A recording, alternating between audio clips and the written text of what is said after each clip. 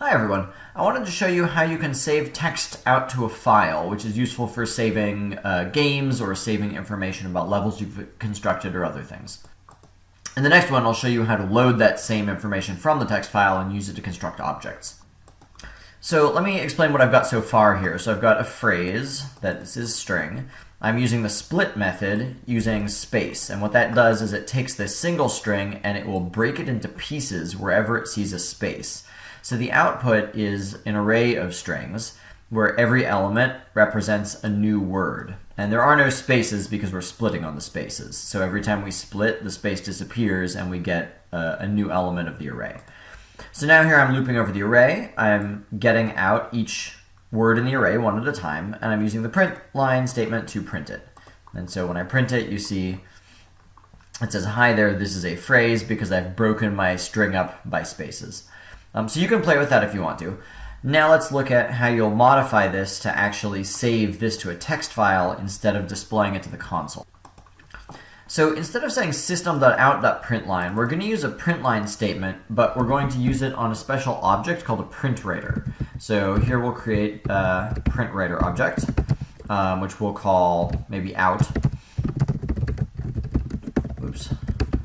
And the PrintWriter constructor takes an input that is the file that an object representing the file that we want to be saving to.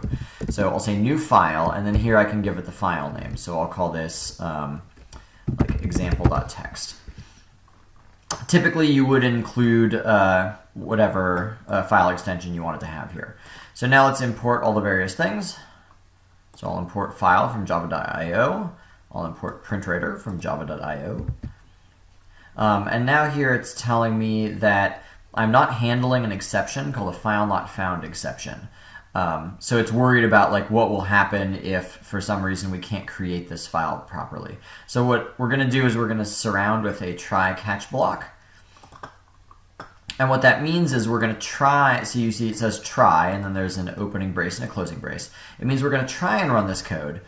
But if there's a problem that would ordinarily cause your program to crash, instead of having it crash, we're going to catch that problem and run this code block instead. And here you'll notice this is the same pattern as we use like in a method if we're creating some input variables. So this is a data type actually, where it says file not found exception, and then this is the variable name. So what happens if there is an error is all the information about the error gets bundled up into an object, and then the object is assigned to this variable e, and so here we're telling e to like display information about the error. Okay, so actually we want all of the code to be inside the try block, not just this part. So I'm going to cut this, and I'm going to have everything be here inside try.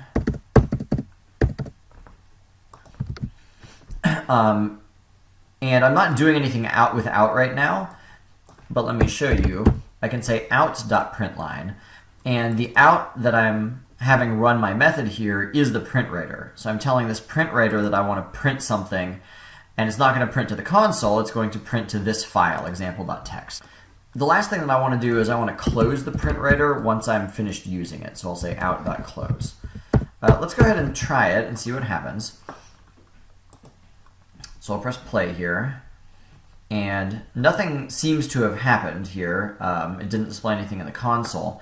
I'm in Eclipse, and Eclipse doesn't actually update the file display here automatically. So I'm going to right-click at the top of my project and say refresh.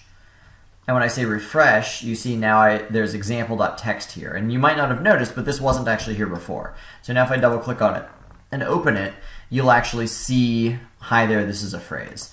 Let's change it. So, once upon a time, I was writing some things. And now let's run it one more time.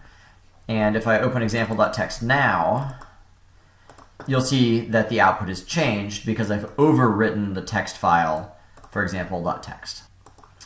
Before I finish this video, it might be nice, I mean this try catch block stuff kind of clutters up the code, so it might be nice to create your own method called write string to file, where you give it the file name that you want, like example.txt, and then you give it the string that you want. So in my case, I'm just going to give it phrase. phrase. And I'm not going to do any of this other stuff. So I can create this method down there. I'm going to cut all this stuff. So now my main method looks very clean. I've just got this phrase, and I'm going to tell it I want to write this string to a file, and here's the name of the file, and here's the phrase I want. You see it's private static void, and then this is the name of the method, and then this is the file name that I want to be writing to. And we can keep that as phrase, that's just fine. And so now I'm going to paste my old code into here. Instead of saying example.txt, we'll use the file name, that's the input to my method. And I don't want to do any of this stuff anymore. Instead, I'm just going to say out.println, or I guess we could even just say print phrase. So whatever the input is, that's what's going to get printed to the file. Notice that this won't incrementally add to the file.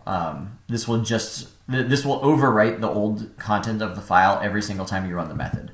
But it's a lot cleaner. So if you wanted to build up whatever you wanted to display in your file ahead of time in a single string, then you just have this one method that would actually write it out. So let's run it one more time, and I look at example.txt, and there we go. Let me actually show you one more thing before I exit. So maybe you're interested in changing this so that you actually do append to the end of an existing file rather than overwriting it every time. In that case, let's use not a new file object, but a new file writer object. And you can create a file writer with a second input to the constructor that says true. Sure, and so it's telling me that there are other types of exception that I'm not handling. So let's go down here, and instead of catching just this one, let's just replace this with exception, which will catch all the possible problems. Adding this true here means that when we open the file for writing, it will be adding onto the end of the file. We'll be appending the file rather than replacing it. So just to prove to you that that is true, let's run this a couple of times. Another phrase. Let's put in some new lines there, and then last of all, and then some stars, and then another line. Okay, so now I'll run it, and we can open example.txt, and you can see that even though I've made several different method calls, each thing is being appended to the end of this file. Okay, now I'm done for real.